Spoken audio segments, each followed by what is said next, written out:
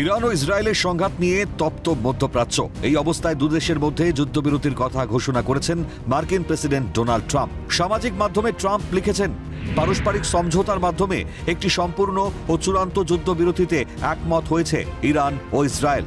আগামী 6 ঘন্টার মধ্যেই সম্পূর্ণ সংঘর্ষ বিরতি শুরু হবে। প্রথমে ইরান যুদ্ধবিরতি শুরু করবে এবং তার 12 ঘন্টা পরে ইসরায়েল তা অনুসরণ করবে। 24 ঘন্টা পর দুদেশের মধ্যে 12 দিনের টানা যুদ্ধ শেষ বলে ঘোষণা করা হবে।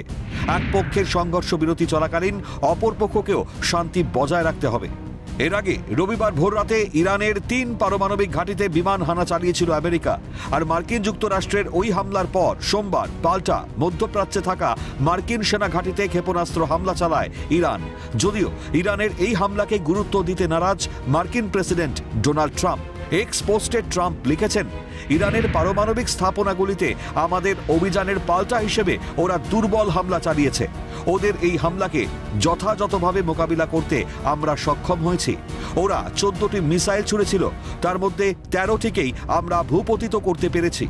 আনন্দের সঙ্গে জানাচ্ছি, এই হামলায় কোনো মার্কিন নাগরিকের ক্ষতি হয়নি। পাশাপাশি মধ্যপ্রাচ্যের ওই অঞ্চলে শান্তি স্থাপনে কাতারের আমিরের ভূমিকার ভূয়সী প্রশংসা করেছেন মার্কিন প্রেসিডেন্ট।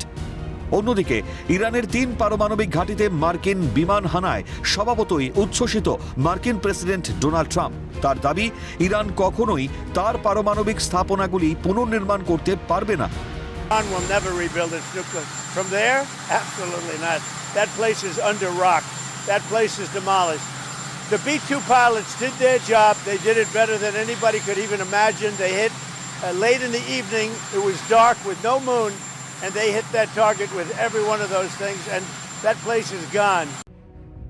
ইরান ও ইসরায়েলের মধ্যে যুদ্ধবিরতি ঘোষণা করেছেন মার্কিন প্রেসিডেন্ট ডোনাল্ড ট্রাম্প। ট্রাম্পের এই ঘোষণায় সাড়া দিয়ে মধ্যপ্রাচ্যের এই দুই দেশ যুদ্ধবিরতি কার্যকর করতে সদর্থক পদক্ষেপ গ্রহণ করে কিনা সেদিকেই নজর কূটনৈতিক মহলের। ক্যালকাটা নিউজ।